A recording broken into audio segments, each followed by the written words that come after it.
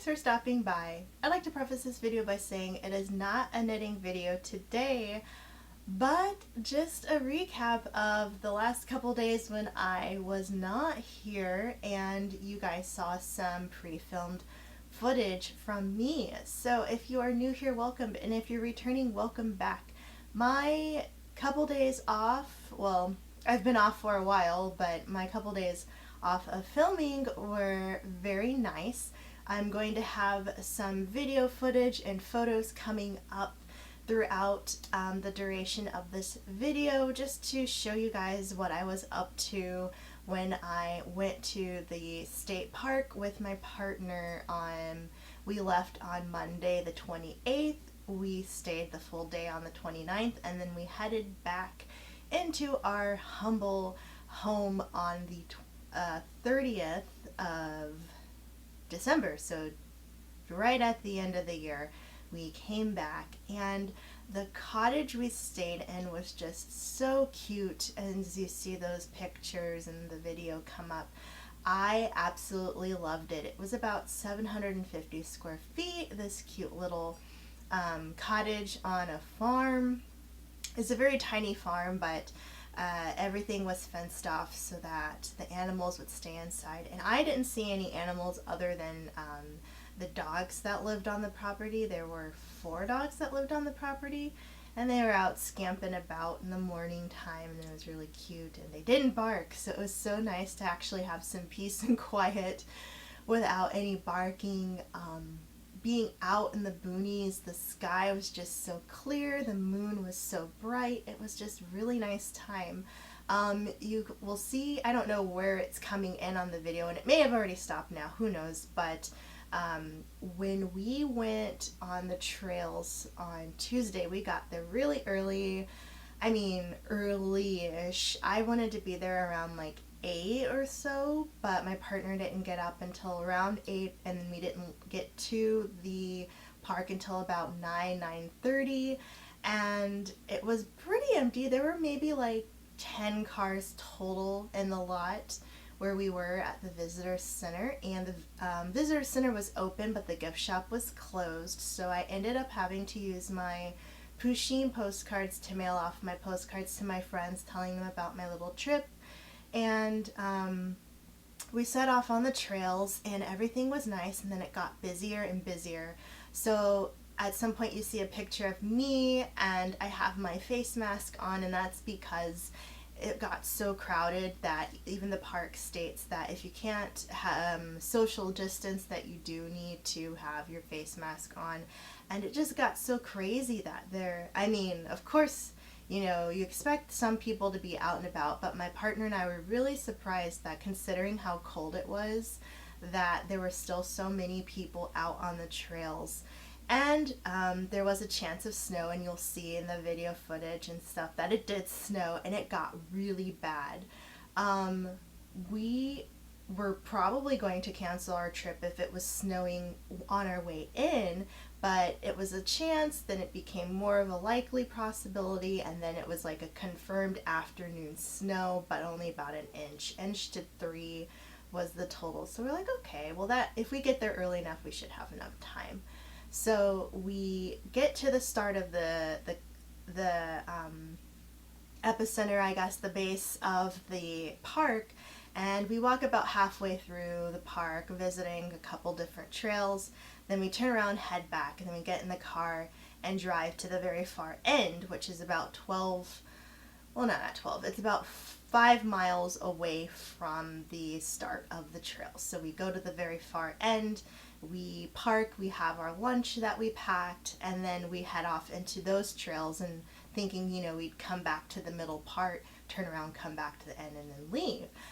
But we only got to one trail after lunch, and we were probably, you'll see in that footage where my partner's like across the river that was frozen-ish. There were definitely parts where the ice wasn't very thick, or there was still fresh water, just puddly kind of stuff, and I was like, one of us needs, and then you'll see the picture of them in the canyon too, and I'm like, one of us needs to survive this trip, so you want to be adventurous, go ahead, but I'm going to stand back because I've seen enough of those like I barely survived or they didn't survive these like hiking trips and things, or they've fallen off to their death, they were just injured themselves really badly, and I'm like, nope, nope, nope. This is all just pretty to look at. I'm not risking my life like that. I'm a little bit of a chicken when it comes to that stuff. I like to play it safe. So I was like, you know, if you want to cross over, go ahead. I can slide you the backpack. You slide me the keys so that if I don't see you by sundown, I'm leaving because I need to get back to the cottage before dark so they don't lock us in here because they close the gates at sundown. So my partner's like, fine, fine, fine, I'll come back over. I'm like, you can keep going. I mean, I don't know how this is a part of the trail if there is an active river right here, a little creek thing. Like, how do they expect people to come and go? And you'll see, like, the little family walked over, and they were like, cool, we'll walk over to the frozen river-ish. Like, I'm like, okay. There were already cars parked in this side of the trail, so we didn't see these people at all. So we know that they're further in. So they either crossed the frozen river already, or they were like in some other part and they just happened to park right there. But I'm like, oh, the more people who cross over this, the more likely it is that it's not going to hold up. And if for some reason the temperatures warm up and that ice melts or becomes weak, or there were some route there. Okay, so the rules at the park were like, you can't go off the trail. So like, if it's a clearly marked trail, you need to stay on this trail. You can't mess with any of the wildlife, any of the natural growths. I don't know. The landscape. You can't, you know. But of course, there were people who had carved into the limestone or the sandstone. There were people who carved into the trees, carved into the rocks and things and other natural formations. And it was just like really aggravating to me. And there was litter some places, like water bottles, and they clearly say, you know, whatever you bring in, you need to bring back out. So it's just like super disrespectful, and I hate when people can't just follow the rules like that. Like, if you're in this park, you need to respect it. So I'm like, okay, this isn't clear to me that this other side of the river is part of the trail. So I'm not going to cross over. Like, everything here looks very nice. I'm not going to explore anymore. This is fine. And two, it's not clearly marked, so why would you even go over there? And it doesn't look safe because it's a frozen river. Like, why are you walking across this? And, you know, maybe it's me, maybe because I'm not a parent. Why would you let your little kids walk over this frozen river like that without being with them? Like, what if they fell through or something? I'm like, I know they're like only 2 pounds or whatever, but the indication to me is that if people are going to be disrespectful to the other parts of the park, what can you do if somebody like sees the frozen river and like throws a giant rock on it, shatters the whole thing, and then you can't get back across without getting your feet frozen from the soaking water, like from the frozen water? Like, none of this makes any sense to me. So I'm like, whatever, go ahead, do what you want to do. I'm gonna respect what I can visibly see as the trail, as a clear, safe path, and not risk my life or my health by crossing over this kind of sort of frozen river. So, of course, my partner comes back, being a nice person, and we walk back through, because we're going to hit up the rest of the trails and stuff. Like, this was just one, it leads to a dead end. You turn around, you come back, and then you come back through the parking lot, and then there's another little transverse to the rest of the trails. So as we're coming back through, it's like a little bit of snow, and then whoosh, like, my partner, there's this video game that we play called Skyrim from Elder Scrolls series. If you're a gamer, you might know of the Elder Scrolls series, but you go through this wilderness and it looked exactly like the video game, which is like, the video game looks exactly like real life, which is so funny because when my partner and I went back to my hometown, we got to the airport and everything, and they could see the mountains. They're like, it looks like a video game. I'm like, en contraire, the video games look like real life. So, when you're in this Midwest kind of flattish land and then you see nature and wildlife and trees and hills and canyons, you're kind of like, whoa, there's more than just my town, and this stuff that you only see on TV is actually real. So it's just like this weird phenomenon, I guess, of being like cooped up so long you forget that art replicates life. Anyway, so we come back. It's snowing. I have my umbrella with me because I packed like a mom. I brought everything I could think of that I needed. I dressed in like 3 different layers. I was actually so sweaty. I was sweating through all of my clothes and through my coat and onto my backpack that I had. Like the back of the backpack that was like against me was just a big wet spot because I was just so hot. But I get really hot when I walk, so I figured if I just dress in a bunch of light layers instead of one big bulky coat, that would be fine. So anyway, we were walking back through. It got really snowy. I took some pictures and stuff, as you saw, and I kept thinking about that family because they didn't come back yet, and the snow was sticking to everything by that point. So unless they knew exactly where they came in, where the ice was thick enough that could support all of their body weight, they would probably step in something and shatter that ice and get their feet wet. And we weren't walking like super, super fast. We're just like, wow, look at all this pretty snow. Like, you can hear it through the leaves. You can hear all these weird birds and stuff. It was just like very cool, but kind of creepy too. And I'm like, this is like where horror movies are filmed, like the creepy, like Blair Witch Project or something like that. Like, this is exactly like that element where first it was super, super quiet, like you couldn't hear anything, no birds, nothing. And then all of a sudden when the snow came, it was like whoosh, like it made this crazy sound. And it was just like, huh, this is weird. But the family still didn't come through. We walked all the way into the parking lot, and my partner's like, what do you want to do? And I'm like, well, we decided before we even came to this trip that we were going to not come if it snowed. Here it is snowing. We are in this hilly side of the world. Your car was not designed for this. We should leave now before it gets worse so we can get back to our cottage, pick up our dinner or whatever we need to do and get back inside before the roads get really, really bad. But my partner, being my partner, is like, let's keep walking. And I'm like, are you sure?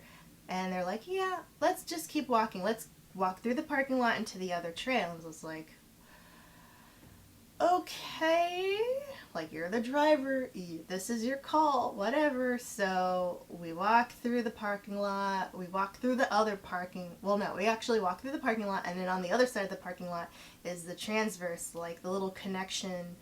It's like a little mini trail between this parking lot at the very far end of the park and then the next grouping of trails. So you had to go through, and then bam, we hit another parking lot, and then we had to walk through that. And then we got about halfway through the park. Well, I was still lingering because I'm like, I'm sure they're going to turn around.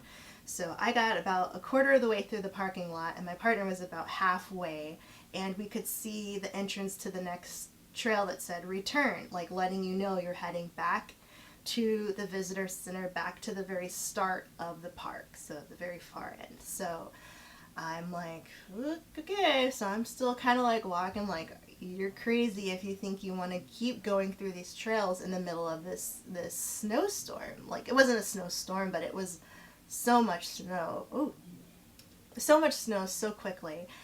And so they turn around, they come back, and I'm like, yeah, I think it's time for us to go back. And they're like, yes. So they're like, we get in the car, I'm like kicking the snow off of my shoes, get in, they're scraping everything off. They kind of scooch out of the parking lot. There's a little bit of an incline and their wheels spin a little bit, and they get onto the main road. The main road has not been plowed yet, and there's already still lots of snow. A few cars have gone by, so there's a little bit of like some trail to follow. But my partner's like white knuckling the steering wheel the whole time, and they keep looking at the navigator and like scrolling up, and I'm like, is it not calibrating or something? Like, what are you doing? And they're like, no, I need to see where all the next winds are so I can like brace myself for these turns. I was like, okay, cool. So they keep scrolling up and they see there's like 3 big like loop-de-loos that we have to go through. One of them is up a hill. I think one big one's up a hill. A couple of them are just flat, and then one's downhill.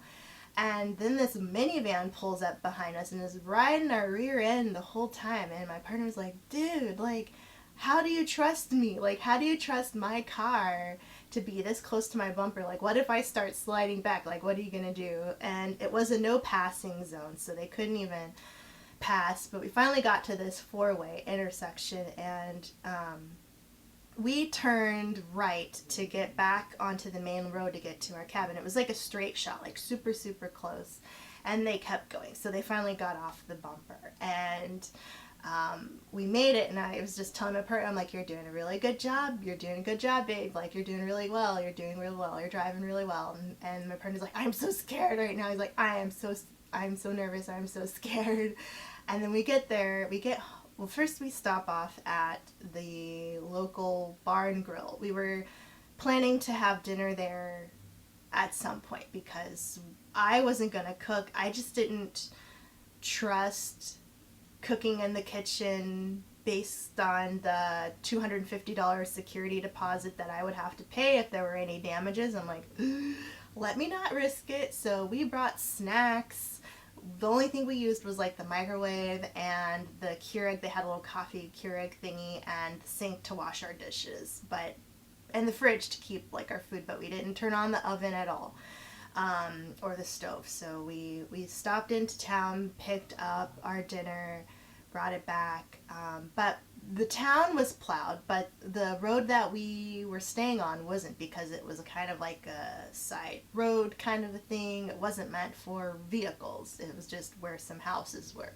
So they weren't going to plow it. But then we later got, I got a message in the Airbnb from the host saying that they were sending out a plow to plow the driveway where we were parked, and then the road leading out of the farmhouse and like our cottage next to it. So that would be plowed, and it did get plowed the next morning. And so that was the trip. Later on, I was just like, I told you so. Like, my partner was talking to some friends about their death drive back to the cottage from the hiking trails, and then I was like, whose idea was it to leave when it started snowing? I'm like, don't forget, I was the one who was mother henning the whole time, just like, I don't think we should be out here right now. I think we should just go before it gets bad. Like, it's snowing now, let's just go now. But then my partner was later like, you're right, I just wanted to stay a little longer. I didn't think, I didn't want to leave too soon. And we were there for like 4 hours. Well, okay, so we got there 9:30, 10, 11, 12, 1, 2, 3. Yeah, so we were there about like 6 hours. I think we got out of there around like 2:45, 3 o'clock. So it was a pretty good amount of time. And I thought because of the cloud coverage from the snow that it would get dark a little bit sooner than it already gets dark in the winter anyway. And it did kind of, sort of. But I think we probably could have stayed out there till at least like another hour or so before it got dark when they would close the gates. So it was overall, it was really fun. I think, despite the worriedness of the social distancing issues, most of the other trail goers and stuff were wearing their masks, but there were quite a few who were not. So it was about 50-50, and it kind of sucked because I did have to wear it, and I ended up getting like this huge breakout, because that was the longest time I think that I had worn my mask where I was breathing heavily out of my mouth just from walking up hills and down hills and upstairs and downstairs. And the fact that it was so cold and I was in the elements, like my breathing was all crazy. So I had like all these little clusters of acne. And because my wool hat that I knit, I was wearing my very first hat I made. I was wearing that, and because it was like right here, my sweat was like collecting and stuff, and so I've had to treat that. And but other than that, I think next time, or between now and then, I'm gonna buy better shoes. I have my Doc Martens that I've worn since I was like in 7th grade. And I put my fancy, like my orthopedic inserts in, which helped a lot, but they're still very like boxy. So my pinky toes hurt. My pinky toes are like a little better now. And today is actually January 1st. So I know it's past New Year's when you see this, but Happy New Year. My pinky toes really hurt because they were just rubbing, the way they're shaped, they're just rubbing on this leather inside shoe. So I'm gonna get some better like actual hiking shoes. They're good. I love to wear them in the snow. They're like my go-to winter shoes, but they're not good for long-term wear because they actually are designed with a very flat insole. So I'm like, So I have my insoles to wear with them, but long-term wear, it's just like not that great. But I will say that it was a great trip. I love the cabin. Like, if I had a tiny house situation, if I had like maybe one more closet and a basement, that would be perfect. It was just so cute. I loved the teal touches in it. I loved the floor in the bathroom. The shower was really cool. It had everything we needed to just have a cozy little time there. And I kind of like to go with what I know. So I feel like if I go to this park again, I'll try to book with this particular host, like this property. But it was fun. It was really, really fun. And we had a good time. And the whole time we were there, we were just talking about how much we thought the cats were like freaking out because we were gone for like a full day. We came back. They ate some of their food. I left a lot of food for them. They drank some of their water. They did go to the bathroom in the litter box, thank God. No hairballs anywhere that didn't belong. But it was so funny because Kabu saw us and then she ran upstairs. Koji hid under like his favorite chair and was just like, like he made his pitiful like I'm scared, I don't know what's going on meow because we smelled weird. So he wouldn't let us pet him. He was hissing. He was like hiding. We tried to get him out just to be like, come on buddy, it's us, you know us. And finally he warmed up. So now he's just been like, so close by. Kabu's been wanting to sleep with us again. She's been meowing for me when I'm not around. So they're back to their selves. They're back to their cuddly selves. They were just like, you smell weird. Why were you gone for, a day and a half? Like, what's going on? So it was really cute. But my partner wanted to record Koji freaking out because it's not like he loves when he's freaking out, but he just cracks up so much because of how sensitive he is when there's any kind of change. We took Kabu to the vet and we put her in her carrier and she was meowing and he wasn't even anywhere involved with it, and he was meowing like forlorn meowing like she was, and it's like, dude, you're not even the one going to the vet. It's like, why are you freaking out? So he's just our sensitive little boy and we love him. But overall, I'm glad to be back. I'm glad to start filming. I have more pre-film stuff. I don't know what order you're going to see it in, but I've been doing lots of things. So stay tuned. Thank you so much for sticking with me. I hope you had a really good New Year, and I hope that you let me know in the comments what you've been up to the last few days, and I'll catch you in the next one. Bye.